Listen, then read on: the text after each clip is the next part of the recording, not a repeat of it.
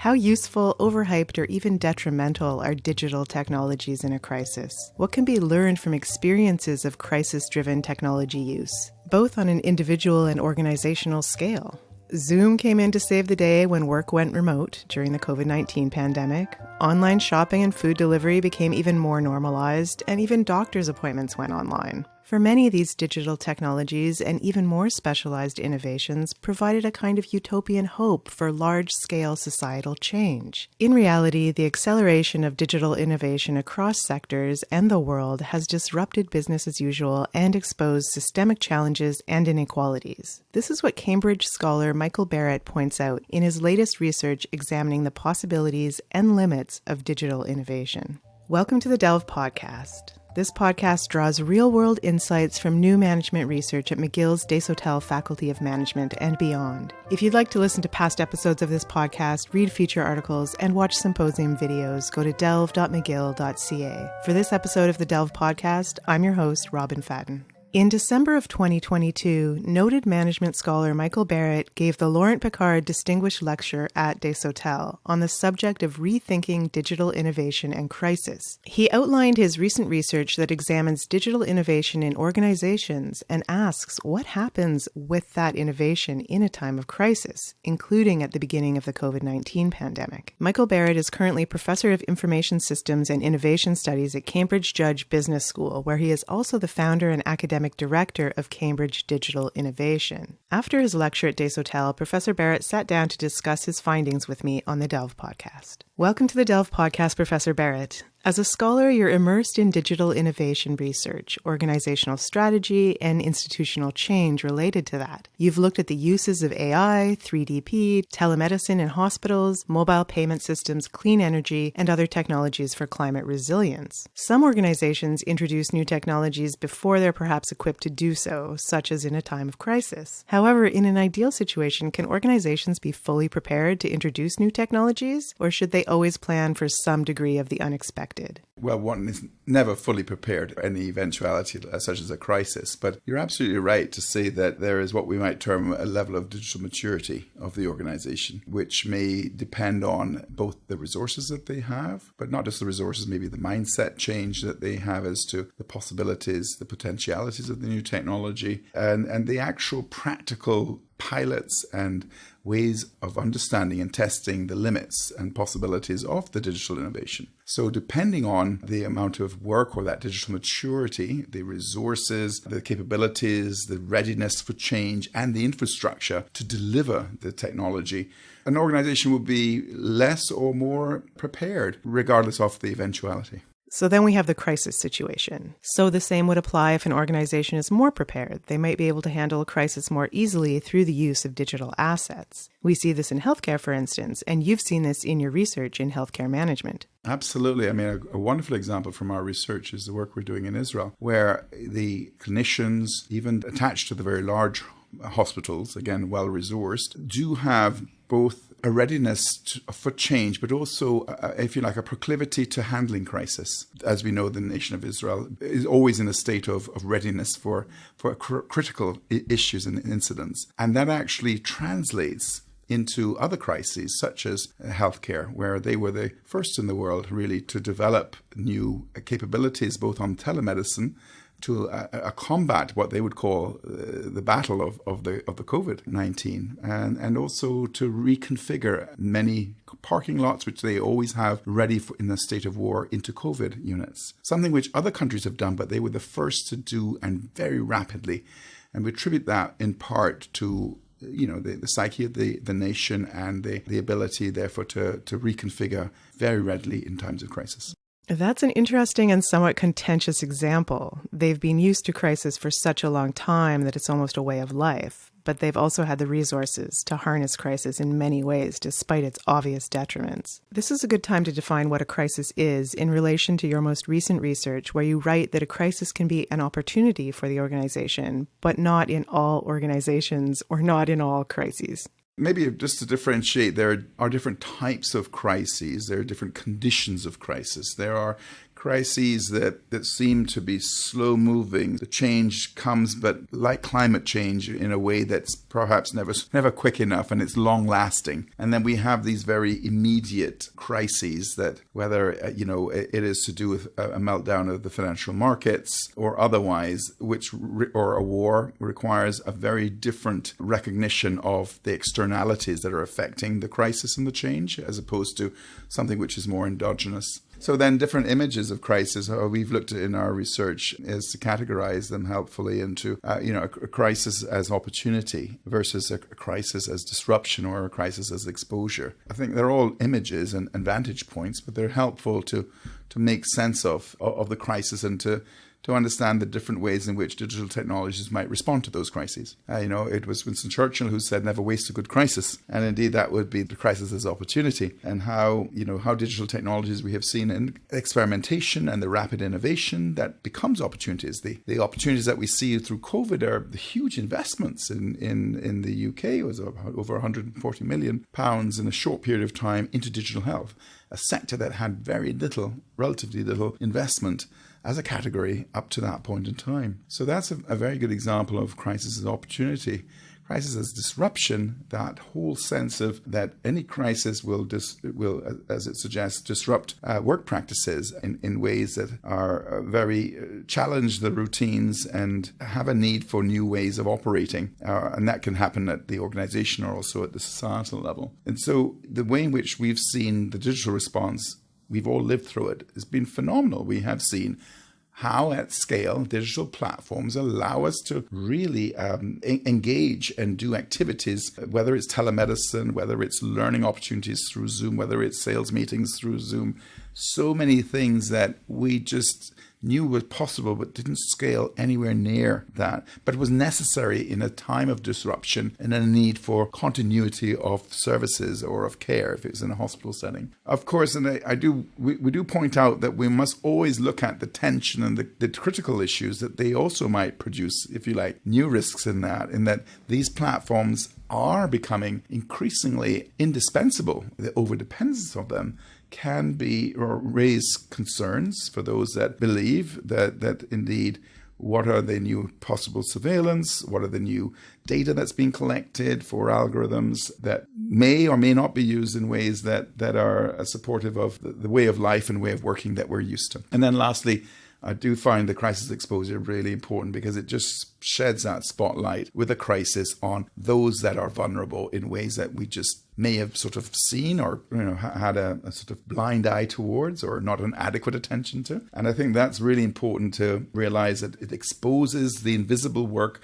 becoming visible, those that are in situations where they are perhaps not in the best situation in society, low economic conditions, socioeconomic conditions. And the fact that we did see that in many studies in the COVID that there are increasing digital inequalities that have exacerbated the digital divide. And that is something which we argue is important as a moral imperative to us all to address.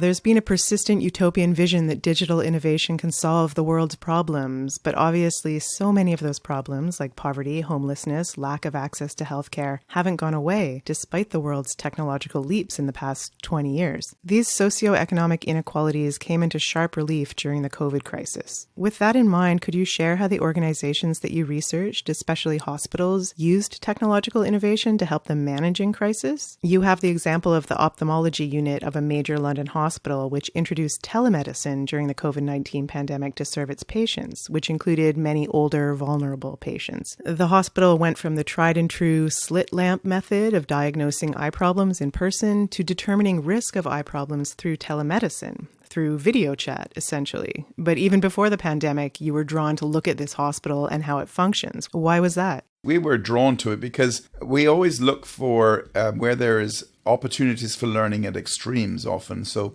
where there are well-resourced hospitals or where there are areas where there's exposure of not having an adequate digital infrastructure, we can learn the issues that need to be raised. In this particular case, it is one of the leading hospitals for eye care in the world, well-resourced and also with really an excellent infrastructure technologically, but also an ambition to be a really number one digital hospital meaning by that developer of algorithms for diagnosing eye care that are at the forefront of the world in diagnosis in other areas. So we were drawn to them and they were drawn to us, to be honest. So there was a good marriage there. And what that led to was pre-COVID, looking at how these algorithms might be implemented for redesigning pathways to address the big challenges of many healthcare systems, including in the UK, of long wait times and lack of expertise, human experts to address many patients, especially with a aging population, which is phenomenal, as you may know. In many developed countries and even others, you will see in the next 10 to 15 years doubling of people over 65. So these vulnerable populations, with that comes more need for eye care. And so looking at how they were addressing it through digital was really exciting. We ended up pivoting a little bit during COVID, as many have, because all the resources and the focus went towards continuity of care and using telemedicine to support it. If you like, some of the very interesting projects had to be put on one side on the shelf a little bit. The redesign of the pathways through AI and doing pilots in that area. The focus had to be, how do we keep care going? How does, therefore, telemedicine allow for ophthalmology to be continued?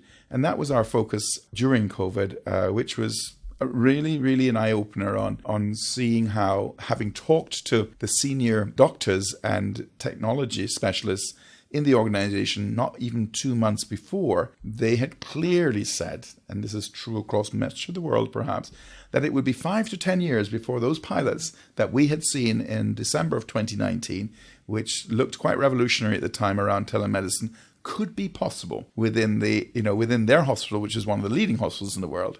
And then to see and witness firsthand through the research expansion of the pilots and a launch of them and a scale up within 3 months to 10,000 video consultations was mind-blowing to them and for us as well. And what we learned through that, though, was it's not that the telemedicine had changed. It remained the same technology, but the risk landscape within which the introduction of the technology was being introduced was changing in a way that led to a lot more openness for certain conditions by a much larger percentage of the clinicians to provide the care. And in doing so, to adjust their procedures and approaches to delivering the care that was sensitive to keep the risks and the potential harm minimized as to how they saw it before the crisis. But it was a surprise to all, including the clinicians, many of whom had no expectation or intention of delivering care through the telemedicine, because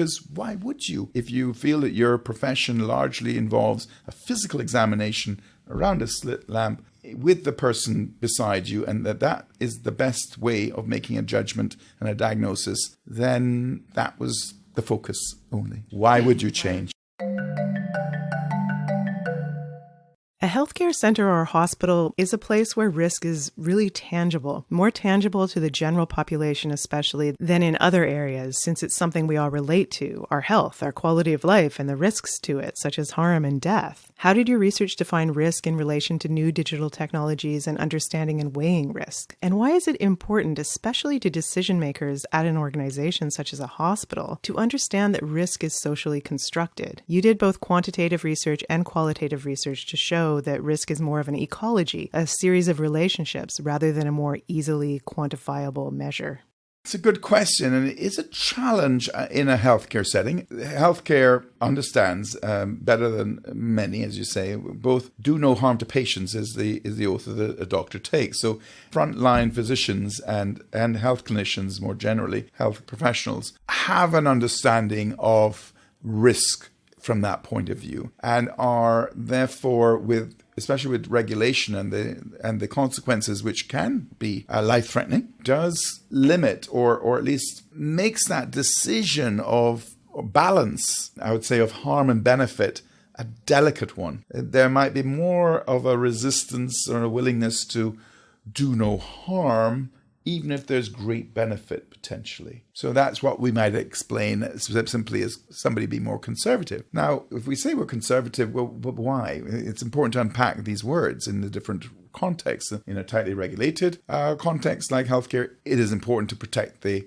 patient, and the professional socialization of a doctor doing no harm is a very strong impetus for not taking risks that are seen to be risks. So, our usual way of thinking of digital innovation may center on what's the value, showing the value. And indeed, that is very important. And you show the value also by implementing it effectively. But the challenge becomes that it's the value for whom, if you like, is one issue. And this whole sense of the risk that you're willing to take becomes a risk related to the uncertainty that it provides, especially and only if it's of value to particular, what we call objects at risk, or humans in this case. And so it's that balance of understanding the nature of the industry, the risk landscape, and the changing risk landscape, which we see very clearly in a crisis of a COVID-19, where you do have a new ecology emerging of the extent to which this COVID risk, which was impacting the user journey of elderly people who might be vulnerable, therefore life-threatening to come in to do a physical examination, even if that is the preferred and the best way clinically, the patient was now at risk and at harm. So it left an opening in that risk ecology for the telemedicine same technology to be, if you like, seen as less risky and doing less harm for the patient than if you ask them to come in to the site or to the accident and emergency for a physical examination.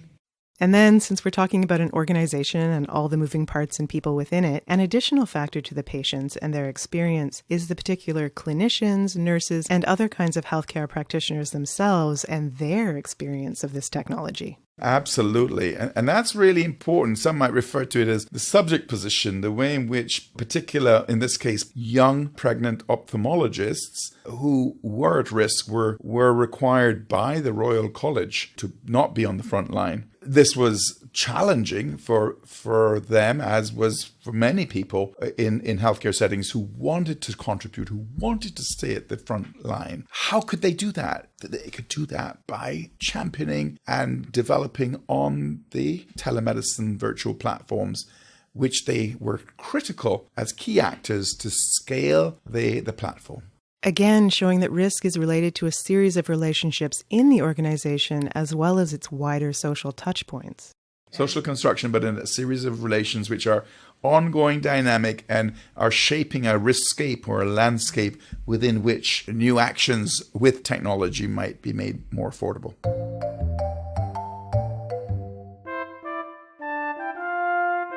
Is risk managed differently in an organization that has been changed by such a major crisis than in an organization that hasn't had to alter itself or its activities to a major degree due to a crisis? We're trying to get at that in the research through understanding the recalibration of the services, that journey that the hospital is at.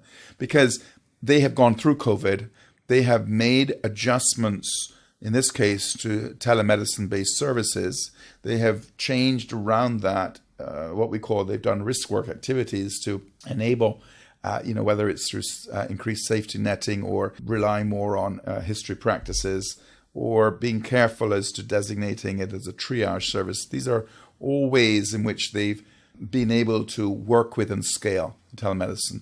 Now, through that experience of the crisis, they've developed capabilities, if you like, and sharpened capabilities around through those risk work activities as to how to work with risk. Now, it's not that, and I should emphasize this, clinicians, as we said earlier, and other healthcare professionals, especially on the front line, it's part of their DNA to be handling risk.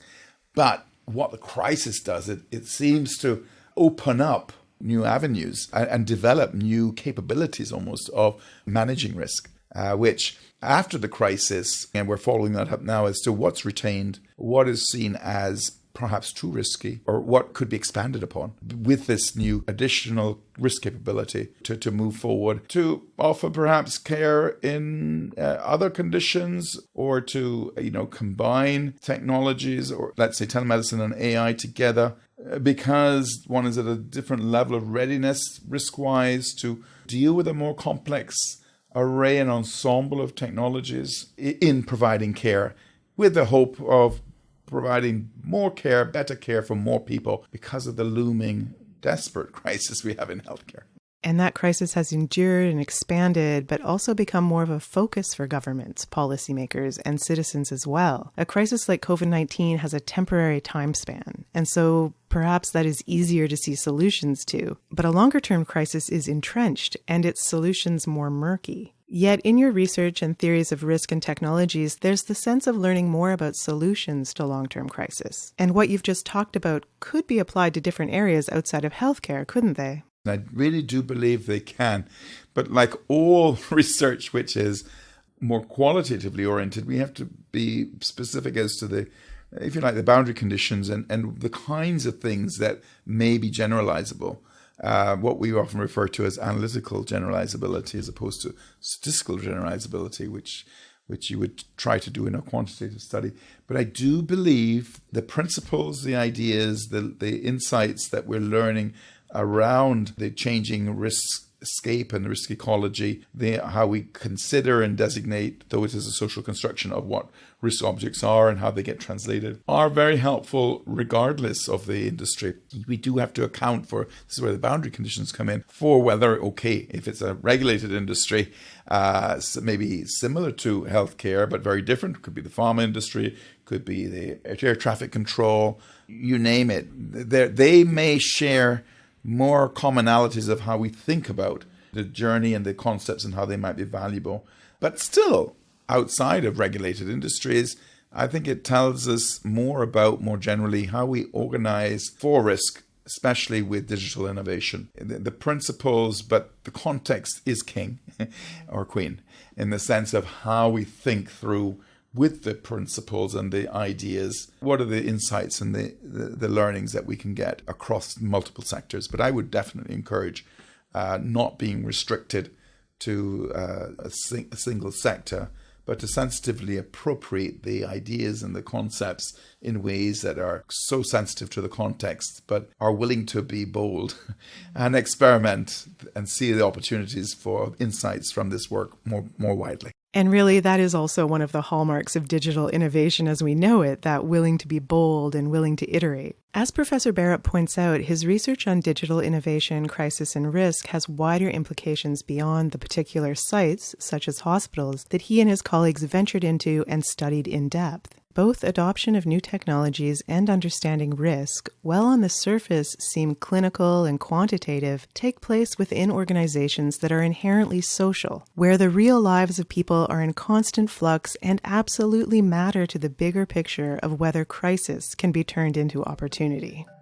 Our guest today on the Delve podcast was Cambridge professor Michael Barrett, discussing research that he outlined in the recent Laurent Picard Distinguished Lecture at Des Hotels on the subject of rethinking digital innovation in crisis. You can find out more about this research in an article at delve.mcgill.ca. Thank you for listening to the Delve podcast, produced by Delve, the thought leadership platform of the Des Hotels Faculty of Management at McGill University. You can follow Delve McGill on Facebook, LinkedIn, Twitter, and Instagram, and subscribe to the Delve McGill podcast on your favorite podcasting app. Thanks for listening.